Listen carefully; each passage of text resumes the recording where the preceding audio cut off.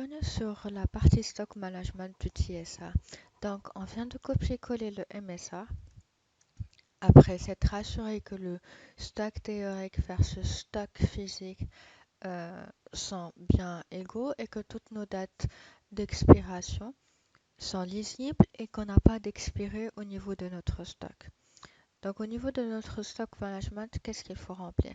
Il faudrait remplir les paramétrages de gestion de stock, qui sont la date à laquelle on a rempli le MSR, qui est la date de l'inventaire mensuel, la durée de l'évaluation qui peut être 1 à 12 mois, peu importe, ça dépend de la projection que vous voulez faire, et les stocks tampons. Ces paramètres doivent être les mêmes que ceux que l'on indique sur l'order management. Ces informations-ci peuvent être récupérées au niveau du loco ou du front officer. 2 et 3 mois ne sont que des valeurs indicatives pour cette vidéo. À ne pas prendre comme valeur absolue au niveau de vos paramétrages, au niveau de vos missions. Donc, j'ai rempli mes paramétrages. Je vérifie que tout mon stock a un prix unitaire. Pourquoi? Parce que au niveau de ma partie indicateur, j'ai la valeur de mon stock total, ma valeur des expirés et ma valeur de mon overstock, de mon excès de stock. Ces informations-ci, c'est des informations que je dois remplir au niveau de mon rapport mensuel.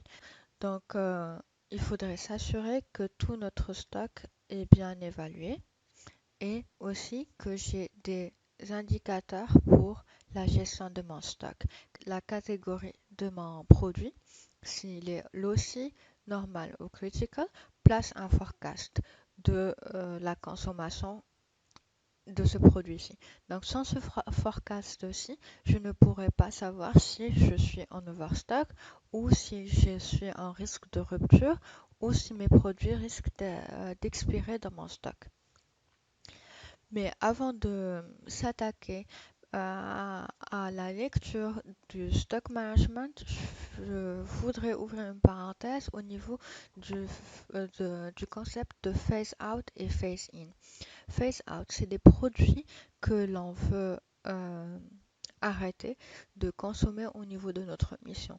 Donc, pour des raisons X, par exemple, si on est en train de changer de protocole au niveau de notre mission, on préférera arrêter de consommer un produit et de commencer à consommer un nouveau produit qui sera en phase in.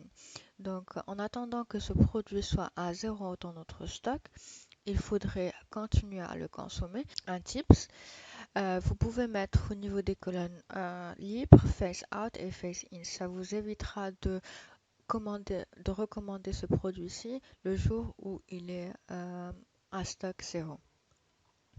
Et aussi à ne pas paniquer au niveau des phase in quand ils sont en rupture. Spécialement quand on est en passation et qu'on remet le TSA à une nouvelle personne, elle risque de voir des produits en rupture et essaiera de les obtenir d'une autre section ou en top-up order, alors que ce produit-ci n'a pas besoin d'être commandé en urgence ou emprunté.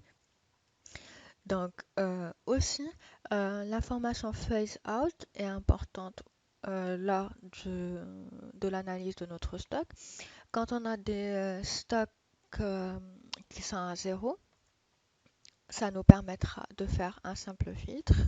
Par exemple, ici, on a du détergent 20 ml qui est en phase out et qui est en stock actuel à zéro. Donc, imaginons qu'on était en, en en milieu d'année et que ce produit-ci était tombé à zéro, il restera toujours sur notre stock list puisque au début de l'année, on avait ce produit-ci et que l'on ne peut pas supprimer une ligne au niveau de notre MSR sans affecter tout notre data entry. C'est pour ça qu'on gardera des produits en stock qui sont à zéro. Donc, une simple remarque évitera de s'attarder sur ce produit-ci. Donc, parenthèse faite, Donc la seule ligne qui est vide est celle d'un produit qui n'a plus lieu d'être consommé. On passe à la deuxième partie, les pipelines.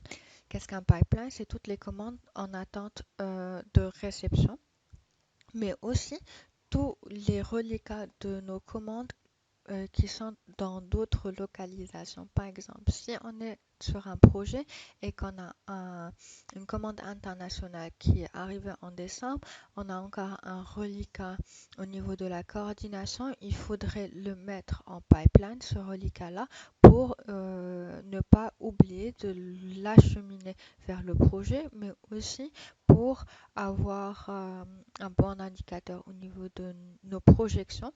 C'est des quantités que l'on peut recevoir avant de tomber en rupture de stock et qu'il faut de toutes les façons recevoir au niveau de projet et ne pas attendre qu'ils expirent au niveau de la coordination.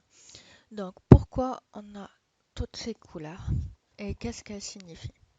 Donc, la couleur rouge, c'est tous les items qui sont en rupture. La couleur orange, c'est tous les items qui risquent de tomber en rupture ou on a des stocks qui sont très bas.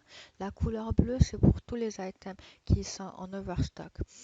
À savoir que si un produit n'a pas d'indicateur au niveau de la catégorie ou au niveau des forecasts, il sera en bleu. Donc, considéré comme un item en overstock. Donc, ça, c'est l'explication des couleurs au niveau du forecasting ou de l'évolution de notre stock. Il y a aussi des cellules qui se mettent en rouge au niveau des dates d'expiration. Pourquoi? Elles se mettent en rouge parce que tout simplement, ces batch numbers sont considérés comme des quantités qui risquent d'expirer avant consommation. Donc, on, donc, on les retrouve au niveau des expirés avant consommation. Si on fait un simple filtre, on verra que toutes les lignes où il y a des cellules rouges au niveau des batch numbers seront indiquées ici.